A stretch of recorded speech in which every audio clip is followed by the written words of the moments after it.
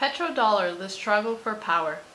Investopedia.com defines the petrodollar as the money that the oil exporters receive from selling oil.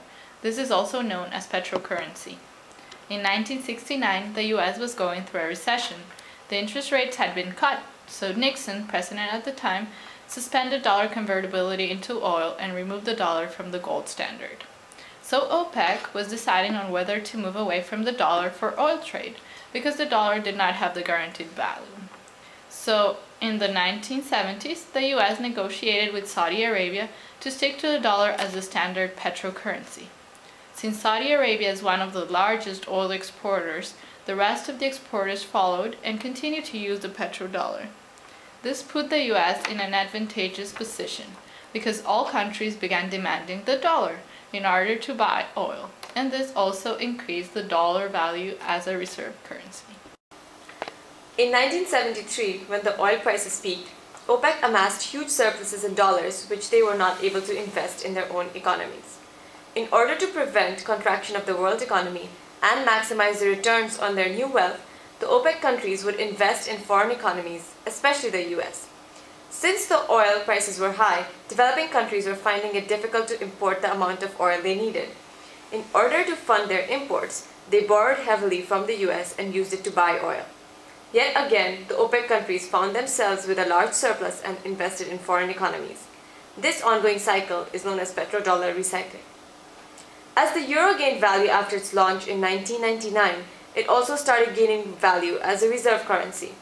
In 2000, Iraq switched its petrocurrency to euros. Soon after, theorists such as William Clark, the author of Petrodollar Warfare, predicted that the US would offer regime change in Iraq, most possibly by going to war. The reason that the US was threatened was because the change in petrocurrency would have important effects in the US economy. To begin with, the trade deficit that the US is currently running would be difficult to maintain than it is nowadays. At present, about 2/3 of world trade is conducted in dollars. Therefore, most countries have high dollar reserves. This allows the US to run a trade deficit because it can sell far fewer goods and services than it buys from other countries. If the petrodollar is switched to euros, this would mean that the US would run a trade deficit. In the process of change from petrodollar to petro-euro, foreign countries would have an excess of the US dollar and would try to get rid of them. They would do so by spending back in the US, leading the US to have a trade surplus and possibly to the eventual fall of the value of the dollar. In addition, the change to the petro-euro would cause high inflation in the US because as most countries would have little need of the dollar would only have value within the US. As the countries would send the dollars back to the US money supply would increase enormously and cause high inflation. As predicted by the author of Petrodollar Warfare, Oil, Iraq, and the Future of the Dollar, William Clark, the war took place and in June 2003, Iraqi oil sales were switched back to dollars according to US will.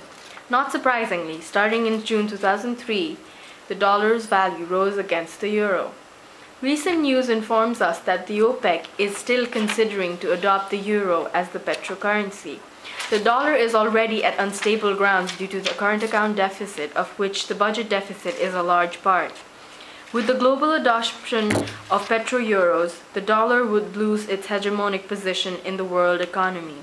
As for the foreign central banks that hold US debt in trillions of dollars, the fall of the dollar would lead to a decreased return for their lending.